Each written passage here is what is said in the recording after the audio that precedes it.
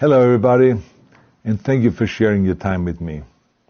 I'm sending this message through various different channels to reach my dear Russian friends and the Russian soldiers serving in Ukraine. I'm speaking to you today because there are things that are going on in the world that are being kept from you.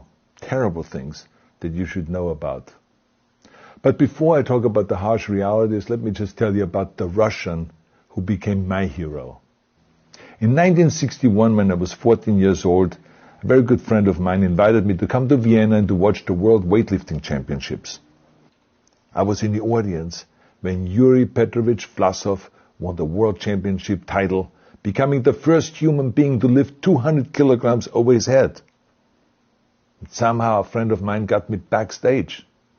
All of a sudden, there I was, a 14-year-old boy, standing in front of the strongest man in the world. I couldn't believe it. He reached out to shake my hand. I still had a boy's hand. He had this powerful man's hand that swallowed mine. But he was kind, and he smiled at me. I will never forget that day. Never. I went home and I put his photo above my bed to inspire me when I started lifting weights. My father told me to take down that picture and to find a German or an Austrian hero. He got really angry, and we argued back and forth. He didn't like Russians because of his experience in the Second World War. You see, he was injured at Leningrad, where the Nazi army that he was part of did vicious harm to the great city and to its brave people. But I did not take the photograph down, no, because it didn't matter to me what flag Yuri Vlasov carried. My connections to Russia didn't stop there, by the way. Oh, it actually deepened when I traveled there with bodybuilding and for my movies and met all my Russian fans. And on one of those trips, I remember, I met Yuri Vlasov once again. It was in Moscow during the filming of Red Heat, which was the first American movie allowed to film in Red Square. Now, he and I spent the whole day together. He was so thoughtful, so kind, and so smart, and, of course, very giving. He gave me this beautiful blue coffee cup. And ever since then, I've been drinking my coffee out of every morning. Now, the reason why I'm telling you all of those things is that ever since I was 14 years old, I've had nothing but affections and respect for the people of Russia. The strength and the heart of the Russian people have always inspired me. And that is why I hope that you will let me tell you the truth about the war in Ukraine and what is happening there. No one likes to hear something critical of the government. I understand that. But as a longtime friend of the Russian people, I hope that you will hear what I have to say. And may I remind you that I speak with the same heartfelt concern as I spoke to the American people when there was an attempted insurrection on January 6th last year, when a wild crowd was storming the U.S. Capitol, trying to overthrow our government. You see, there are moments like this that are so wrong, and then we have to speak up. And it's exactly the same with your government. I know that your government has told you that this is a war to denazify Ukraine. Denazify Ukraine? This is not true. Ukraine is a country with a Jewish president, I might add, whose father's 3 brothers were all murdered by the Nazis. You see, Ukraine did not start this war. Neither did nationalists or Nazis. Those in power in the Kremlin started this war. This is not the Russian people's war. No. As a matter of fact, let me tell you, what you should know is that 141 nations at the UN voted that Russia was the aggressor and called for it to remove its troops immediately.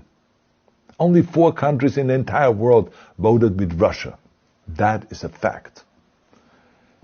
See, the world has turned against Russia because of its actions in Ukraine. Whole city blocks have been flattened by Russian artillery and bombs, including a children's hospital and a maternity hospital. 3 million Ukrainian refugees, mainly women, children, and elderly, fled their country, and many more are trying to seek to get out. It is a humanitarian crisis. Because of its brutality, Russia is now isolated from the society of nations. You're also not being told the truth about the consequences of this war on Russia itself. I regret to tell you that thousands of Russian soldiers that have been killed. They have been caught between Ukrainians fighting for their homeland and the Russian leadership fighting for conquest. Massive amounts of Russian equipment have been destroyed or abandoned. The destruction that Russian bombs are raining down upon innocent civilians has so outraged the world that the strongest global economic sanctions ever taken have been imposed on your country. Those who don't deserve it on both sides of the war will suffer. The Russian government has lied not only to the citizens, but to its soldiers. Some of the soldiers were told they were going to fight Nazis. Some were told that the Ukrainian people would greet them like heroes, and some were told that they were simply going on exercise. They didn't even know that they were going into war. And some were told that they were there to protect ethnic Russians in Ukraine. None of this is true. The fact is that Russian soldiers have faced fierce resistance from the Ukrainians who want to protect their families and their country. When I see babies being pulled out of ruins, I think that I'm watching a documentary about the horrors of the Second World War, not the news of the day. Now let me tell you, when my father arrived in Leningrad, he was all pumped up on the lies of his government. And when he left Leningrad, he was broken, physically and mentally. He lived the rest of his life in pain. Pain from a broken back, pain from the shrapnel that always reminded him of these terrible years, and pain from the guilt that he felt. To the Russian soldiers listening to this broadcast, you already know much of the truth that I've been speaking. You've seen it with your own eyes. I don't want you to be broken like my father. This is not the war to defend Russia that your grandfathers or your great-grandfathers fought. This is an illegal war. Your lives, your limbs, your futures are being sacrificed for a senseless war condemned by the entire world.